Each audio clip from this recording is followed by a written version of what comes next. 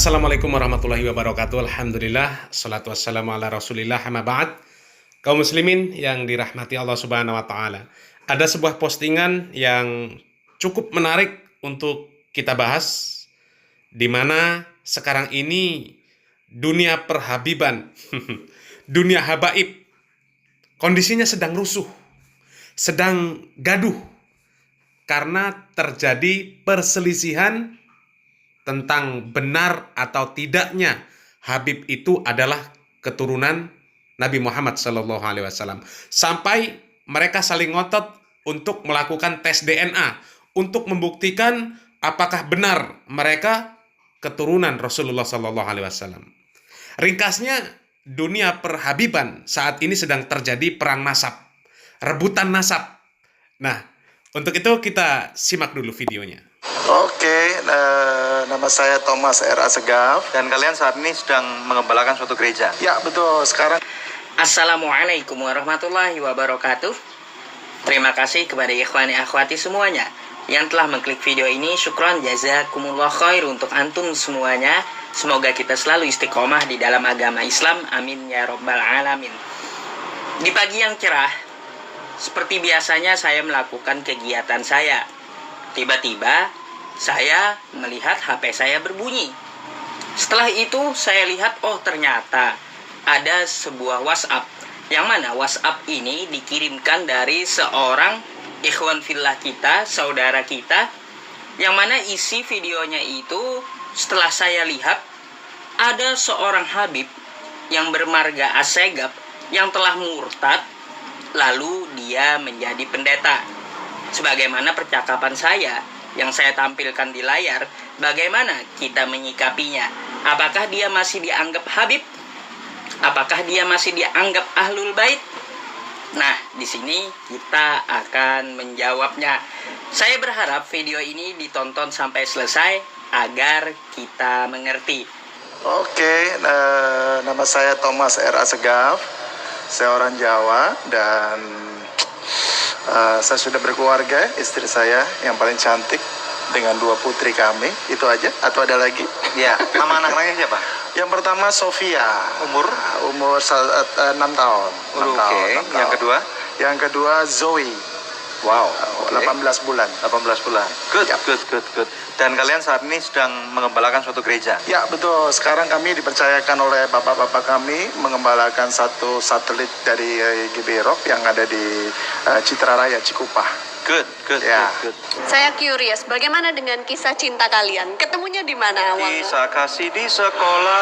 Gitu ya, situ. Sekolah Alkitab kan? Kita ketemu di Lombok Ketemu di Lombok ya. waktu Iya. Wah, itu tahun tempat yang berapa pas itu? itu. tahun 2001. Pas banget itu. Waktu itu pertama kali dia datang dengan salah satu jadi gereja lokal kita buat sebuah acara. Ya. Kita ngundang beberapa artis. Ya. Termasuk dia. Nah, saya kebetulan pas hari itu saya kebagian jemput dia. Waduh. Jadi supirnya. Waduh, saya jadi Kamu bawa ke supir. Suryanadi? Belum. Dari Bandung Bawa ke waktu- gereja. Waktu kita bawa di belakang ada yang nemenin dia, gue lihat dari spion, wih gila cewek ini cantik juga. Waktu itu nggak berani, kan artis rohani gitu kan, aduh kalau kita masih belum siapa-siapa. Tapi dari situ ya kita pertama kali ketemu ya. Pertama kali. Tahun berapa itu? 2001. Baik, itulah sedikit cuplikan dari video yang dikirimkan ke saya tampilkan kepada Anda semua. Ada seseorang yang mengaku sebagai habaib bermarga Assegaf. Ya, Assegaf ini setahu saya adalah marga yang tertua gitu ya. Dia menjadi murtad, keluar agama Islam. Na'udzubillah summa na'udzubillah ya ikhwani akhwati. Dan dia sekarang menggembala atau lebih tepatnya menjadi seorang pendeta. Saya lebih fokus dengan pertanyaan yang diajukan kepada saya, bagaimana kita menyikapinya. Kaum muslimin yang dirahmati Allah Subhanahu wa taala, itu tadi video yang kami dapatkan dari sebuah channel YouTube di mana seorang Habib dengan marga Assegaf murtad, keluar dari agama Islam, masuk Kristen, kemudian menjadi seorang pendeta Kristen. Na'udzubillah min dzalik. Ini menjadi bantahan bagi mereka yang selalu mengagung-agungkan nasab. Kemudian yang selalu berbangga-bangga dengan nasab. Mereka yang meyakini ketika seseorang mempunyai nasab kepada Nabi, maka orang tersebut dijamin pasti mulia dan pasti masuk surga. Video ini bukan bermaksud untuk merendahkan Ahlul Bait, anak keturunan Rasulullah SAW yang mereka diberikan keutamaan. Dan yang diberikan keutamaan tentu Ahlul Bait yang mereka mengamalkan dan mendakwahkan syariat Islam yang benar. Bukan mereka yang melakukan berbagai macam penyimpangan, bahkan kemaksiatan. Na'udzubillah min dzalik. Mereka ada yang sampai keluar dari syariat Islam. Seperti video yang kita posting. Video ini menjadi bukti bahwa nasab tidak menjamin seseorang pasti terjaga dari segala keburukan. Jadi tidak ada gunanya membangga-banggakan nasab. Dan kita lihat mayoritas mereka yang berbangga-bangga dengan nasab tujuannya adalah untuk perkara duniawi. Terutama untuk membanggakan diri. Padahal tidak ada dalil yang menunjukkan bahwa keturunan Nabi pasti mulia, pasti masuk surga. Siapapun manusianya, ketika dia bertakwa kepada Allah Subhanahu wa taala, maka dia pasti mulia di sisi Allah Subhanahu wa taala. Begitu banyak dalil-dalil yang menunjukkan bahwa kemuliaan di sisi Allah Subhanahu wa taala tidaklah didapatkan dengan sebab nasab, akan tetapi dengan sebab ketakwaan kepada Allah Subhanahu wa taala. Kaum muslimin yang dirahmati Allah Subhanahu wa taala, ketahuilah bahwa tidaklah seseorang yang disebut sebagai Habib mempunyai nasab kepada Rasulullah SAW kemudian menjadi standar kebenaran. Karena banyak bukti, bahkan di sekitar kita sesama Habib, mereka perang pemahaman. Inilah bukti gelar Habib bukanlah menjadi standar kebenaran. Yang menjadi standar kebenaran adalah Al-Quran dan Sunnah dengan pemahaman para salafus soleh. Apabila ada seorang Habib yang mengamalkan Al-Quran dan Sunnah, maka dialah Habib yang mulia. Begitu juga dengan yang lain. Meskipun tidak memiliki gelar Habib, ketika dia mengamalkan Al-Quran dan Sunnah dengan pemahaman para salafus soleh, maka dialah orang yang mulia di sisi Allah Subhanahu wa ta'ala.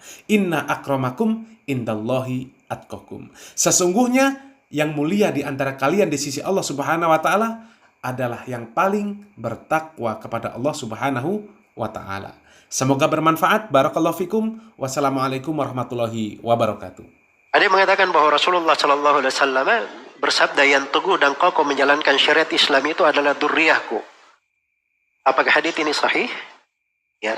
Yang mengatakan seperti itu suruh tunjukkan mana riwayatnya. Tidak diragukan bahwa keturunan Nabi, Ahlul Bait, itu punya keutamaan. Dan Nabi SAW mengingatkan, sebagaimana di dalam Sahih Muslim, wa udzakkirukumullaha fi ahli baiti. Saya ingatkan kalian tentang hak Ahlul Baitku. Jelas ya? Tapi bukan artinya Ahlul Bait itu harus didahulukan pada segala hal. Abu Bakar, Umar, Utsman, itu bukan Ahlul Bait. Jelas ya? Orang-orang Quraisy, tapi mereka adalah 3 sahabat, orang-orang terbaik di tengah para sahabat. Bukan dari Ahlul Bait. Iya. Jadi, kalau dikatakan Ahlul Bait, dia harus selalu menjadi pemimpin dan seterusnya, itu tidak benar ya. Itu satu sudut. Kemudian sudut yang kedua, Ahlul Bait itu bermanfaat nasabnya kapan? Kalau dia istiqamah, teguh mengikuti sunnah Nabi SAW. Ikut di atas jalan Nabi SAW. Kapan dia di atas jalan Nabi, nasab itu tidak bermanfaat untuk siapapun. Karena itu Nabi Nuh alaihi salam, ketika anaknya mati di atas kekafiran, ikut tenggelam, Nabi Nuh berdoa kepada Allah. Inna ibni min ahli wa inna wa'dakal haq. Ya Allah, anakku ini dari keluargamu. Janjimu maha benar. Maka Allah menegurnya. Innahu laysa min ahlik.